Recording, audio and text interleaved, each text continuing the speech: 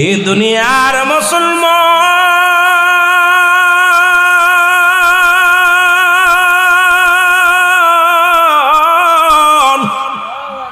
আমি বলতেছিলাম, এক নাম্বার বিপদ হলো মানুষের মরণ, দুই নাম্বার বিপদ হলো মানুষের কবর, তিন নাম্বার বিপদ হলো কিয়ামতের ময়দান। একটার পর একটা বিপদ রে মুসলমান। এই মরণের কথা বলতে যাইয়া আমি আপনাদেরকে বলতেছিলাম, সবচাইতে সহজ মৃত্যু যদি এত কঠিন হয়, তাহলে তাদের কঠিন মৃত্যুটা কত কঠিন হয়। ও দরদি বন্ধু, একটা কথা বললে বুঝতে পারবেন রে মুসলমান। মা মরিয়াম আলাইহিস সালাম, ঈসা ইবনে মরিয়ামের মা, ঈসা নবী একদিন বসে আছে, মা মরিয়াম ডাকতে বলে, বাবা বাজারে যাও, কিছু ফল নিয়ে আসো আমার জন্য, আমি দুঃখিনী মা, কিছু ফল খাবো।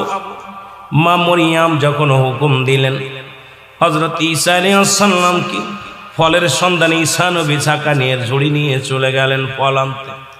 বাজারে যখন ফল আনতে চলে গেলেন, আজরাইল আলাইহিস সালাম জমিনের মধ্যে আগমন করলেন। কত ছেলে কলেজে পড়ে লেখাপড়া করে চাকরি করবে, আজরাইল সামনে খাড়া হয়ে গেছে, মোটর সাইকেল নিয়ে গেছে, শেরপুরে বাজারে পথের মধ্যে লাশ হয়ে ফিরেছে। কত কপি বাবারে আমার বিদেশের মাটিতে গেছে টাকা কামাইতে, লাশখানা কফিনে করে এসে গেছে। জোরে বলেন ঠিক কিনা? কারণ মরণের কোনো সময় নাই, টাইম নাই, কখন মৃত্যুবরণ হয়ে যাবে, কখন যেন মালাকুল মউত চলে আসবে কেউ বলতে পারি না রে বাবা। এই জন্য আমি আপনাদেরকে বলে যাই, অনেকে মনে করি বুড়া হলে নামাজ পড়বো, বুড়া হলে রোজা রাখবো, বয়স হলে, এখনো তো বয়স হয় নাই। কারণ মরণের কোনো সিরিয়াল নাই, কে কখন চলে যাবে কেউ বলতে পারি না। জোরে বলেন ঠিক কিনা? আমার ভাইরা, আমার বন্ধুরা, এর মারিয়ামের কাছে আজরাইল ডাকতে বলে, সালাম দাও, আসসালামু আলাইকুম মা মারিয়াম।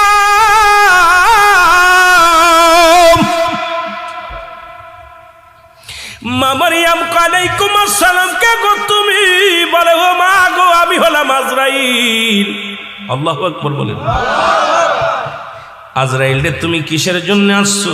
কই মা গো, আল্লাহর হুকুম হয়েছে তোমার জানটা এখন বাইর করব, তোমার রূহটা এখন এই মুহূর্তে তোমার রূহটা ছিনিয়ে নিয়ে হবে, এখনই তোমাকে মৃত্যুবরণ করতে হবে, তোমার রূহটা নিয়ে যাওয়ার হুকুম আছে আমার উপরে। জোরে বলেন আল্লাহু আকবার।